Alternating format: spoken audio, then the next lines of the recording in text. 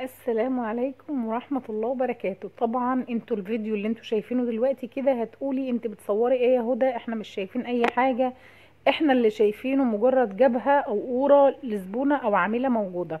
إيه، كلكم هتتفاجئوا وكلكم هتعرفهم. اللي متابعني بس هو اللي مش هيتفاجئ، وهو اللي هيبقى عارف انا بعمل ايه. انا ولا بصور شعر ولا بصور وش ولا بعمل اي حاجة في الوش. يا ترى احنا بنصور ايه النهاردة؟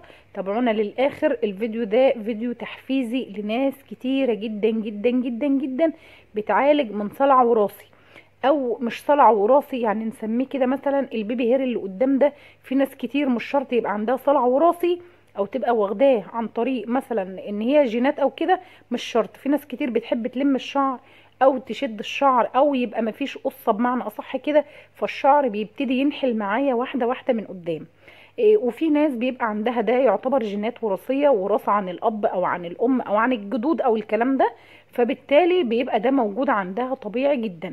بيبتدي ينحل معايا الشعر واحدة واحدة زي ما انتوا شايفين كده، ويخلي منظر الجبهة أو القورة شكلها مش حلو، وشكلها بالنسبة للناس بيبقى يعني مش لطيف، وما بيبقوش حابين شكلهم تبقى القورة عريضة أو كبيرة بالشكل ده. احنا هنعمل ايه النهارده؟ تابعوا الفيديو للنهاية. اللي مش مشترك معايا في القناة اتمنى ان هو يشرفني باشتراكه، واللي مشترك بقى معانا ده يا ريت لايك بقى وشير، عشان الفيديو ده يلف الدنيا كلها وكل الناس تعرف. ما تيأسيش وما تزعليش وما تخافيش وما تحزنيش، لان في حاجات كتيرة جدا جدا جدا بديلة، بان احنا بدل ما نروح نزرع شعر او نعمل حاجات مواد مكلفة وحاجات كتيرة بتخلينا ندفع فيها فلوس كتير. هنعمل إيه النهاردة؟ هنعمل شعر بيبي هير زي ما انتوا شايفين كده. انا حبيت اصور لكم قبل واوضح لكم ان مفيش في المكان شعر نهائي زي ما انتوا شايفين كده. حتى هي لسه عامله صبغه، يعتبر انتوا هتبقوا شايفين الصبغه اللون البتنجاني، بس احنا ما يخصناش الصبغه. انا اللي يخصني دلوقتي المنطقتين اللي انا بصور فيهم دول بالظبط، اللي هم في منتصف الجبهه. على فكره هي الصوره اصعب من كده بكتير، لو تشوفوا فرق الشعر وهي شايله الطرحه كتيره جدا وسارحه لجوه معاها، وهي مش حابه الشكل كده خالص. طيب هنعمل ايه النهارده؟ هنعمل شعر، مش هنزرع يا جماعه، هنعمل شعر بيبي هير طبيعي جدا جدا جدا، ويبان معاكي ان هو شعر اصلا من عندك او شعر طبيعي مش اصطناعي، مش باروكة. يا جماعة تابعوا الفيديو للنهاية وانتوا تعرفوا انا بعمل ايه او هعمل فيه ايه. طبعا اللي متابعني عارف يعني ايه الحاجات اللي انا بعملها دي او بنزلها. لو هو متابعني فيديو فيديو هيبقى عارف انا بعمل ايه.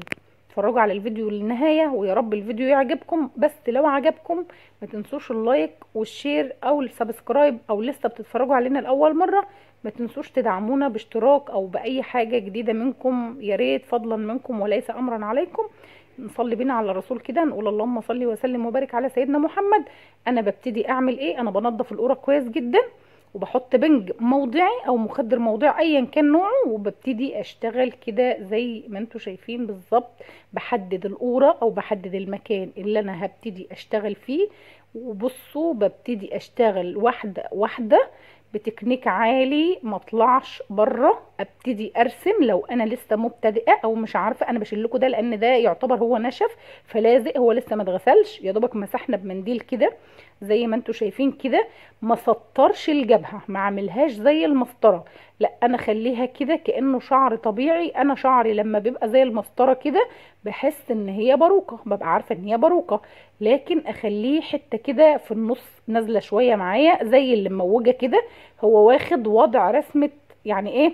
لو شفتم انا مرضتش احدد لان انا اصلا اوريدي يعني بشتغل فيه اهو. احنا لما رجعنا الطرحه شايفين قد ايه يا جماعه الشكل مستفز او الشكل يزعل صراحه.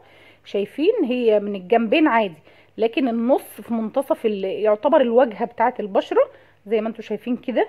النتيجه مذهله، هو لسه يعتبر مسحناه. تحفه جدا جدا جدا.